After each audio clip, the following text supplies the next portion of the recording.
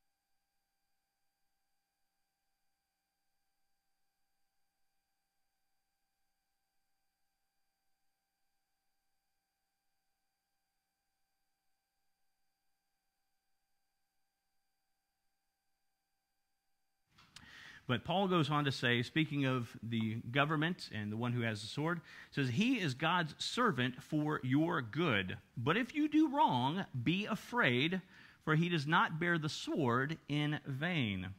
For he is the servant of God, an avenger who carries out God's wrath on the wrongdoer. Again, you have the government being emboldened with weaponry to execute justice and bring forth what God wants to take place. This is what you have there in Romans 13:4. He is God's servant. He may not realize it, but he is there for your good. If you do good, you'll be fine. If you do bad, if you do evil, be wrong. If you do wrong, be afraid, because he doesn't wield the sword in vain. He is God's servant and avenger who carries out God's wrath on the wrongdoer. So again, you see weapons used by the government to punish evil, and it's often a metaphorical use there too. Weapons are needed now, but there will be a day, a glorious day, which has not come, when weapons will no longer be needed. Leviticus 26:6, you first see this coming to fruition, but then it will be later prophesied in Isaiah. But Leviticus 26:6, I will give peace in the land, and you shall lie down, and none shall make you afraid. And I will remove harmful beasts from the land, and the sword shall not go through your land. Now, the reason you would need weapons is because of harmful beasts. You would need weapons because you really can't sleep all that well. You got to have your weapon near you. And, of course, if the sword comes through your land, what do you have to do? You have to take up your sword and deal with the sword coming through your land. So God tells them in Leviticus 26 that there will come a day when I will give you peace, and you will not have to deal with those things. That day didn't come for them yet. Isaiah 2:4, passage many of you are familiar with, Isaiah 2:4. Future, they shall beat their swords into plowshares. Now, why would they beat their swords into plowshares? You don't need a sword, but you do need food. You do need food, right? And you can be farmers at this point, and you can go and you can plow, and you can get your crops, and you don't have to worry about bad guys coming to steal them. They shall beat their swords into plowshares and their spears into pruning forks. Nation shall not lift up sword against nation, neither shall they learn war anymore. There will come a time when that will be the case. They will neither learn war nor have to fear war, or even know what war is about at some point in the future. Nation shall not lift up sword against nation, and so they can beat their swords into plowshares, their spears into pruning forks. That's in the future. We look forward to that day, Lord willing. Israel, however, though they will have weapons, though they will fight wars, many of them, they are not, and I emphasize not to trust in those weapons. Now, put a that, because we're going to come back to that. Hopefully that will enter into our discussion when we talk about a Christian view, a Christian understanding, a Christian theology of weapons and guns in particular.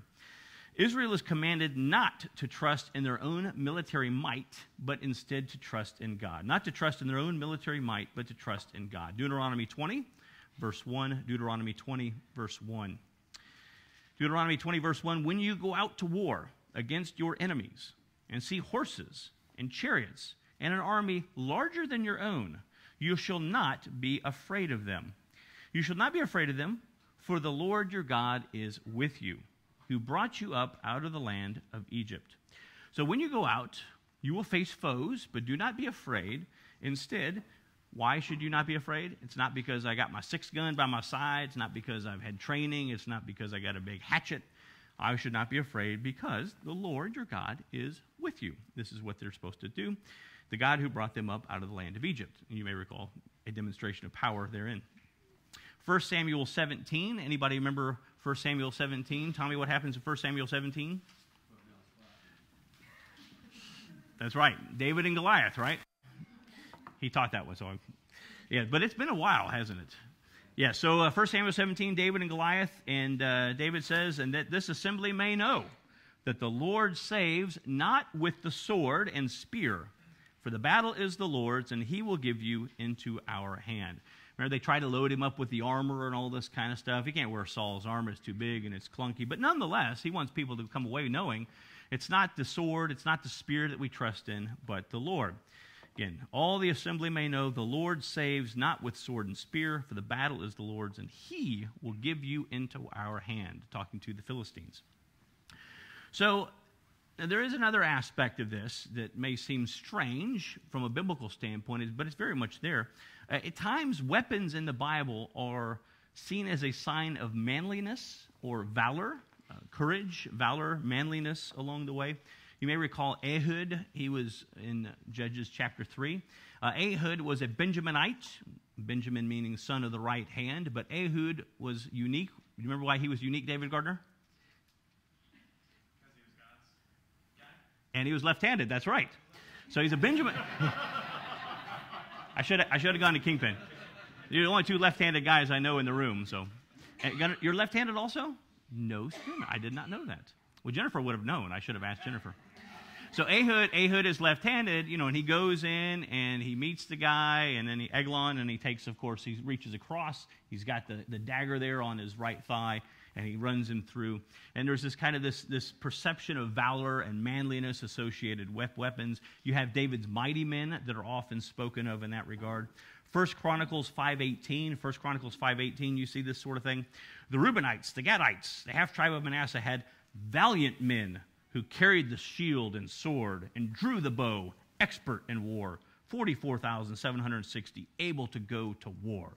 And these are valiant men, courageous, people of valor that should be looked upon and are held in high regard in Israel. And so the idea of having weapons and to be able to use weapons is a sign of valor for the people.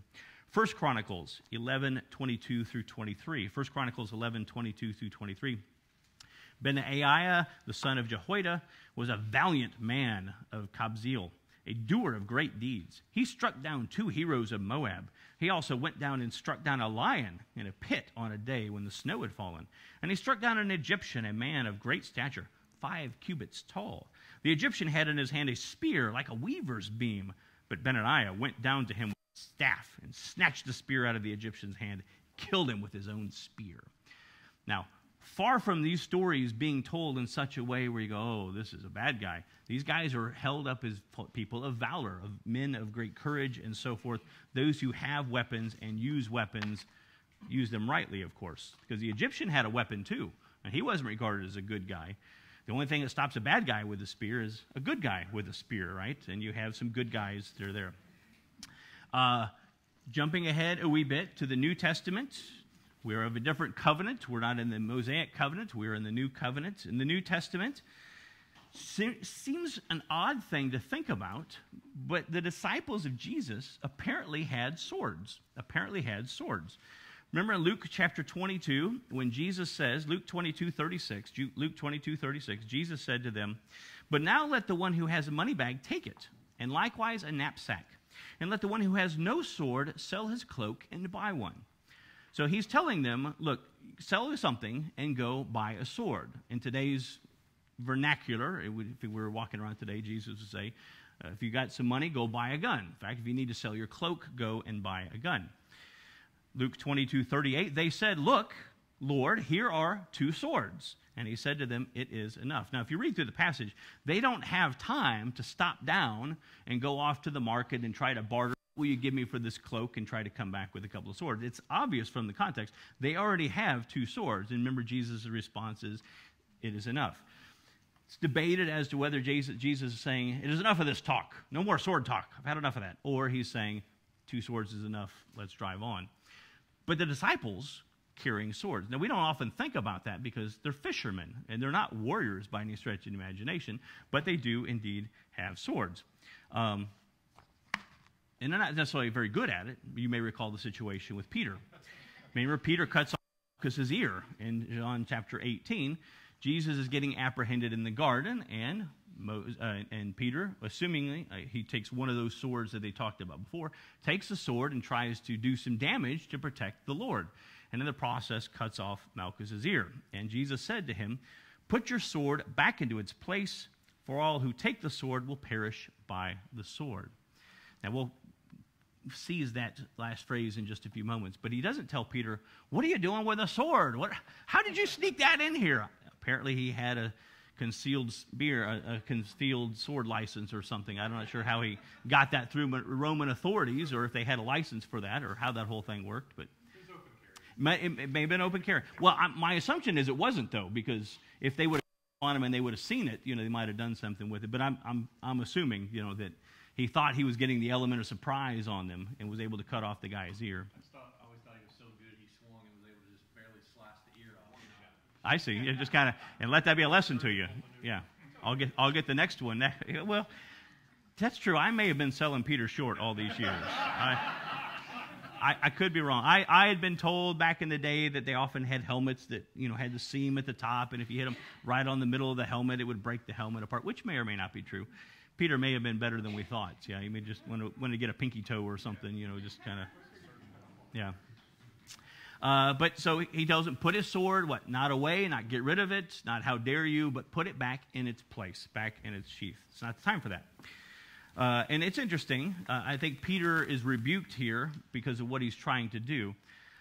The kingdom of God doesn't grow, of course, by the sword. That's just not the way it works. Weapons are not the way Christ's kingdom spreads. Now, I don't want to paint with too broad of a brush here, but in general, if you look at the history of the Christian church, Christians are willing to die for the promotion of their faith. In Islam, the Muslims historically have been willing to kill for the promotion of their faith. There's a stark difference between the two. We do not see Christ's kingdom grow through the sword. It's just not the way it comes. And I think that's part of what you're having get instructed to Peter there as well. They will perish by the sword who choose to live by the sword. But that is not the way Christ's kingdom spreads. So that's a quick overview. Anything on that before we move to the next phase? We'll come back to those things, but let that stew and simmer a little bit. Our theology and understanding of weapons in the Bible. All right. So we apply. That's what we want to do. We want to study the Bible. We want to understand the Bible. We explain and apply the Bible. We apply the Bible, of course, in our context. We live in the United States of America. It's different than if we lived in France or if we lived in Syria or somewhere else. And so what would the application of these things in a theology of weapons look like in the United States of America? I think it would be remiss if we didn't talk about the Second Amendment and the Second Amendment in context. We are Christians. We are citizens of heaven first, but we're also citizens of the United States of America with certain rights, privileges, and obligations thereunto. So the Second Amendment, I'll read it first. Most of you already know it or at least familiar with it. It says, a well-regulated militia being necessary to the security of a free state, the right of the people to keep and bear arms shall not be infringed. A well-regulated militia being necessary to the security of a free state, the right of the people to keep and bear arms shall not be infringed. I'm going to make some observations, some notes about this, what it says, what it doesn't say as well. And this would be something that the framers of the Constitution, I think, would agree with me wholeheartedly. First of all, the amendment, and none of the amendments, grant rights to the people. It's not that they're granting rights to the people. They're recognizing rights the people already have and saying, we have the Bill of Rights to protect these rights that the people have. So it's the government saying, we are limiting ourselves as a government in these areas because people already have these rights. It's a subtle thing to think. But the inverse of that, if you think it's the opposite, you think that the government grants rights. Well, the government gives you something, the government can take it away. This is something that the framers would say, you have these things, we're going to make sure the government doesn't take them away from you, protects them. The Second Amendment has nothing to do with hunting. Has nothing to do with hunting. Hunting was allowed, hunting's always been allowed, has nothing to do with hunting at all. There was no intention there. If you read through the writers and other related stuff, nothing to do with hunting. The purpose is not even self-defense. The purpose is not here, in case you happen to go to the Piggly Wiggly after midnight and see some shady character in the parking lot who hits you up for your wallet and you can be able to defend yourself. Has nothing to do with that as well. Not about self-defense. Although Justice Scalia, recently passed Justice Scalia, did state that it is an implicit truth defined by the amendment back when Washington, D.C. was trying to ban concealed carry. Said this is something that is intrinsic in the document. Number 4, the amendment does allow for both the owning and the bearing, right? To keep and bear arms, not have a tank top with bare arms, not have hairy arms like a bear, but to be able to bear those arms, right? To keep them, like at your home, but also to bear them, to have them as well. That's what the amendment addresses. Number 5, the amendment doesn't restrict or even specify which types of guns are allowed and which are not. because some will say, well, when it was written, they were only concerned with muskets. Obviously, the response to that has to do with the First Amendment. There were no newspapers that they have today, or internet, or all those other kind of things, that the extrapolation. It's helpful to know that the framers really wanted the people to be able to have whatever kind of guns the government had. That was really the issue. Because the purpose of the amendment wasn't for hunting, it wasn't for self-defense. It was to be able to prevent yourself from being overtaken by foreign enemies or domestic enemies. If the government got in such a way that you needed to rebel against the government, and this is my sixth point, the purpose of it was for the citizens to be able to align themselves in groups and overthrow the government if necessary. This is what they had just done, right? I mean, because they had guns, they could overthrow the government. And the expectation was, if it ever gets that way again, the people need to be able to rise up and overthrow that government and set up a new government along the way. In other words, they are giving themselves the capacity to rebel against and overthrow the government. Now, as a Christian, I don't think we have that liberty. I think Romans 13 takes that liberty away from us. You can get all the ins and outs and what have you of the American Revolution. That's beyond the scope of what we want to talk about. But really, that's what the Second Amendment is dealing with in that particular scenario, what they are intending for that. But the practical implications for us where we live gives us the ability as citizens and as Christians even to keep and bear arms because of this. Guns limited along the way. So a couple of gun control statistics, and before we get into some statistics, I want to define a few terms. Gun control, you often hear people say common sense gun control, common sense gun legislation, but it always means different things to different people. But gun control really just means some manner of regulation on guns in particular. Most people are for that, right? And most people don't want you to be able to take a bazooka into the elementary school, right? Most people are against all freedom and flexibility in that regard. So some would agree. The question is, where do you draw lines and things like that? But gun control, it is the set of laws or policies which regulate the manufacture, sale, transfer, possession, modification, or use of firearms by civilians, right? Military is a separate category, but it has to do with civilians. Most people are in favor with some manner and some type of gun control. And this is where the conversation typically goes, is what would that look like? The other question you could ask if you're an American is that a local decision? Is that a state decision? Is that a national decision? And so forth. I want to define briefly what an assault rifle is. Anybody know what AR-15, what the AR stands for? Mark Hammonds? Yeah. Armalite. Very good, Jennifer Gardner. Yeah, Armalite. It doesn't stand for assault rifle. AR-15, it doesn't stand for assault rifle. Whenever somebody seemingly uses an AR-15 in a negative way, people say, well, we shouldn't have these military weapons in the hands of civilians. They're not military weapons. Nobody uses the AR-15 in war. Nobody would use the AR-15 in war. They use an M16, perhaps, that looks very similar in many ways, but it's not the same thing, because an AR-15 is a semi-automatic weapon. Semi-automatic weapon means one trigger pull, one bullet. One trigger pull, one shot, right?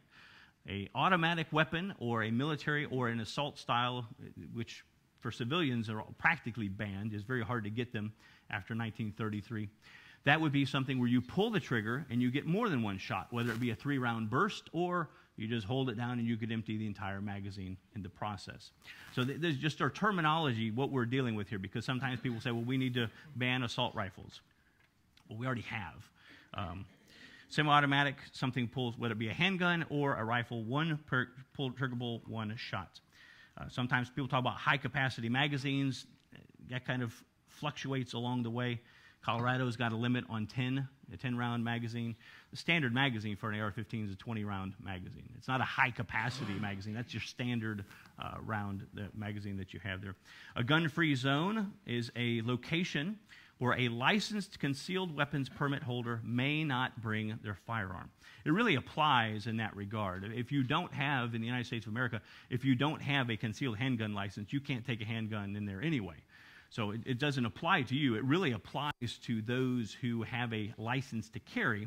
They are not allowed to exercise that in a gun-free zone, whether one's designated with the 30.06 sign or the 30.07 sign for open carry. Certain places like schools are automatically off limits just by virtue of what they are. So those are some definitions. There are about 371 million guns in the United States of America. 371 million guns in the United States of America. Any idea about how many guns per person that is in America then? Yeah, it's about one. About one gun per person. Almost the same number of guns as people in the United States. Now, you'd be thinking to yourself, oh, I don't have any guns. You're probably bringing the average down, but believe it or not, there are some people out there who are more than make up for you in the process. You know what I mean? Yes, sir. Well, that's not, yes, right. That's not counting military guns. That's civilian, yeah, good question. Civilian-owned guns. Handguns, or is it included rifles? All guns, yeah, all guns. Well, that's true. Now, there's another stat, we'll come back to that too, that they know about. So really, you have about a gun per human, for a civilian gun for civilian humans. In the United States, for every one firearm-related homicide means somebody is what? Murdered, right? Somebody's dead because of this. For every one firearm-related homicide, there are 80 cases where a firearm is used in self-defense. Now, I'm going to come back to this idea later on when we talk practical type stuff. But guns are used, and sometimes people with guns, sometimes murdered. There's a homicide. But for every one of those, depending on your stats, I've even found the Journal of Criminal Law and Criminology out of Northwestern, they would say, no, excuse me, a different one. The Clinton administration decided 50. They came up with 50. 50 cases where you would have a handgun that was used to prevent a innocent life being taken. Does that make sense? So in other words, if you have one person murdered with a firearm, you have between 50 and 80 instances, statistically speaking, where somebody is prevented from being killed. The life is saved from that. The innocent life has not been taken. Each year, there are 200,000 cases of sexual assault that are prevented by women having firearms, carrying firearms. 200,000 cases of sexual assault that are prevented by women carrying firearms. This probably doesn't come as a shock. The United States of America has, number one, the highest per capita gun ownership in the world. Give yourself a hand. No, I'm just kidding. Sometimes it's good to be first at something, not always, right? Well, it is what it is. This is the culture in which you live. For the time being, you have basically one gun per person. In that regard, you have first, number one, per capita. The question is the United States per capita the highest with regard to murder? And it's not. It is not the highest per capita murder rate in the world. Now, what we mean by that per capita, let's say you have 10 people that live on an island, and let's say over the course of a year, 5 of them are dead. Now, that's only 5, and we have more in the United States, but per capita, that's bigger on that little island than what we have. The United States of America comes in 121st. This is according to a UN 2013 study done by the UN, Global Study on Homicide. So we come in at 121 on per capita murders. All of them. Oh, well, I mean... 121. Yeah, 121 out of all of them. So all the countries.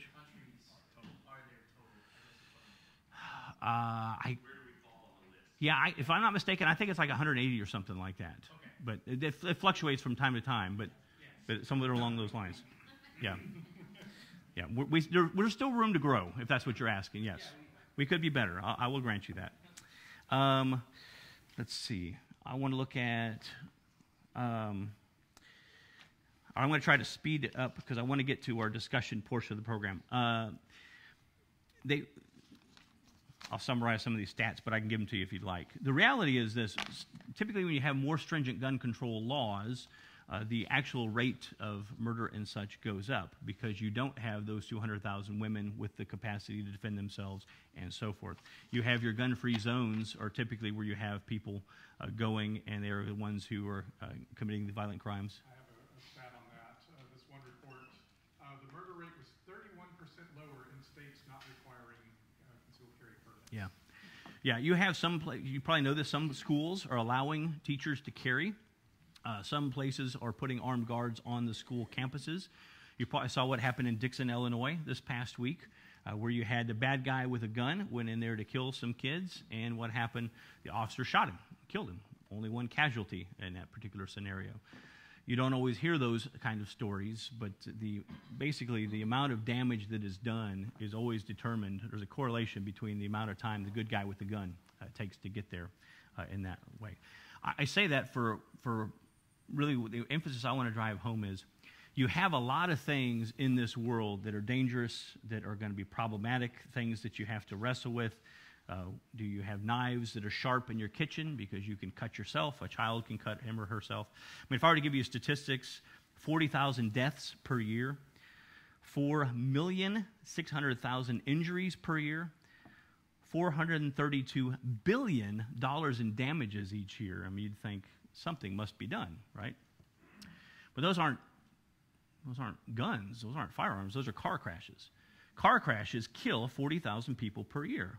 4,600,000 injuries per year, and $43 billion in damages per year. Few people say we should get rid of our cars, right, and give up our cars. And the reason is why? Because we realize they're useful. They have a redeeming quality to them. The same is true of hammers, that kill people. Swimming pools per capita, more people die, more children drown in swimming pools than are injured by guns and such. Same with medical malpractice. I already had this in my notes beforehand, but same with medical malpractice. There are a lot of people that die due to medical malpractice. Nobody's saying we ban doctors and such. The reason is because we understand there are positives to these things. So this is going back into our theology of these things. The reason they had to have the sword, the reason they had to have the spear, the javelin, and so forth is because there's evil and depravity and wickedness and bad guys out there that have to be dealt with. And Christians have a certain obligation, at least to their own families as well. 1 Timothy 5:8 we went through not too long ago. If a man does not care for his own family, he is worse than an unbeliever, right? Worse than an infidel. Now, the context, you kind of get the idea of taking care of, and there's a financial aspect of that. But if you had children and you didn't take care of your children and protect your children from harm, if you just let the lion maul your children, we would say that's questionable parenting. I'm a parent. I feel a certain obligation to my children to protect them as best I can from the bad guys and such. And you're probably familiar with this quote by G.K. Chesterton. G.K. Chesterton says, "The true soldier fights not because he hates what is in front of him, but because he loves what is behind him." And so from a Christian standpoint, I'm going to open it up for thoughts, questions, comments, concerns, discussions. It seems to me there are two things in play. One, there is a sense in which we may be martyred for the faith, and I think we have to be willing to do that. But there's a difference between being murdered for my wallet versus being murdered for the sharing of the gospel. And there's also a difference in my mind between me being willing to die and willing to let my family get killed and die in the process. See, there's two different things. This obligation to protect others. As a shepherd of the flock, I feel a certain expectation upon myself to ensure your safety as well. Trusting not in methodology, trusting not in anything else, but of course trusting in the Lord, but a certain expectation to care for and shepherd the sheep. So any thoughts on a theology of weapons and where are some of the sticky points and some of the challenging questions come in? Mark Hammonds.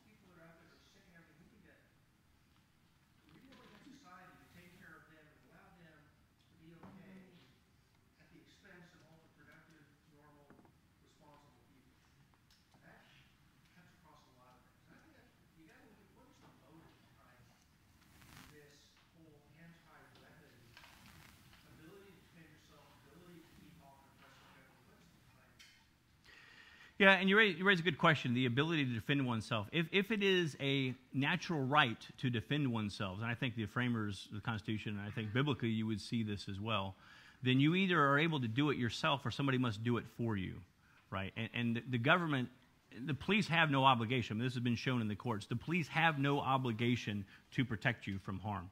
Now, we live with perhaps the illusion that they even can, but they have no obligation to do so. In other words, the policeman is not obligated to put his life on the line for somebody else, to protect that somebody else. Often they will do it, and they're very heroic when they do. But as you saw, like in Broward County, sometimes they don't, and they're not obligated to do so. Yeah, you raised some good questions. And the laws do affect us. I mean, we are obligated to keep and abide by the laws. Warren? And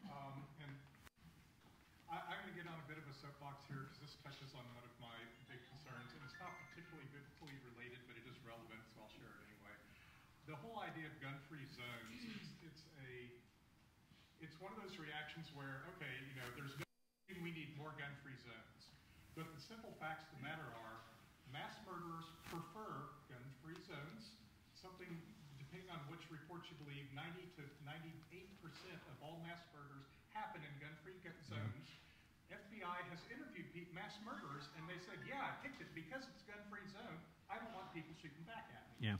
And the idea that's always presented after a mass murder is we need more gun-free zones, which is provably laughable, and yet presented over and over and over as the only solution to the problem. To me, that speaks volumes of the devil being the prince of lies, Satan being the prince of lies. When that lie is perpetrated over and over and over, to me, that is, it's a lie, and it's being promoted to help evil. To your point, remember the shooting in Aurora, Colorado, right, where they're watching the Batman movie. The guy goes, he doesn't go to the nearest theater. He goes to the one out of the 8 around him that is a gun-free zone. Also, in particular in Texas, we have the 30-06 signs, 30-07, which you guys 30.06 sign, that is a sign that is required. If you want to prevent people from entering your premises with concealed carry, you post a 30.06 sign on the entrances. That's the regulation. And everyone thinks, hey, that's a great idea. That means there's no guns around. The only class of people that prevents from coming into that area is concealed permit carriers. It doesn't prevent policemen. It doesn't prevent military. It doesn't prevent criminals. The only people it prevents from getting in there is concealed carry permit holder. There was a study done, and the study found, this is a study on concealed carry permit holders in Texas and Florida, compared to the amount of felonies and misdemeanors, things like that. Permit holders are convicted of felonies and misdemeanors at less than a sixth of the rate of police officers.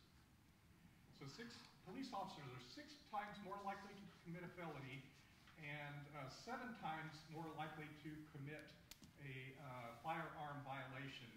And there was another study, or another view of this, or report in the same study that said, in general, concealed carry permits are 9 times less likely to commit a crime than a police officer. And yet there's not a single company in the world that would put up a sign that says, police officers are not allowed to carry guns into our premises. Yeah. And yet they will put up signs that prevent someone that is provably 9 times less likely to commit a crime. So anyway. AT&T Stadium does not allow police officers to get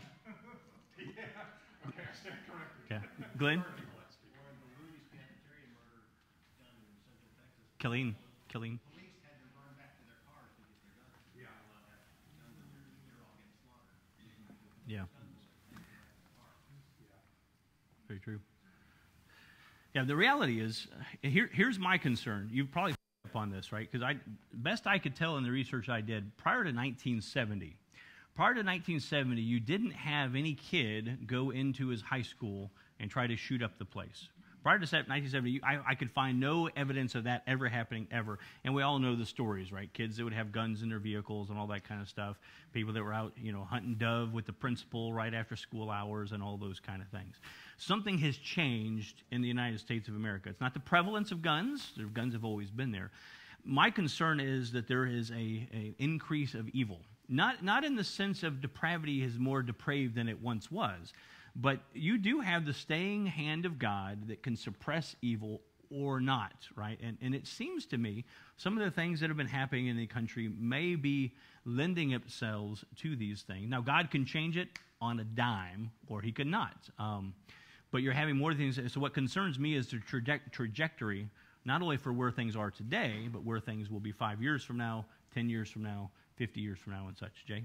Were you alluding to maybe a Roe v. Wade decision that cheapened life? 1973? You've heard me say this before, right? The two of the most heinous things that ever happened in the United States of America happened in 1973. The designated hitter and Roe versus Wade. Yeah, that's exactly right.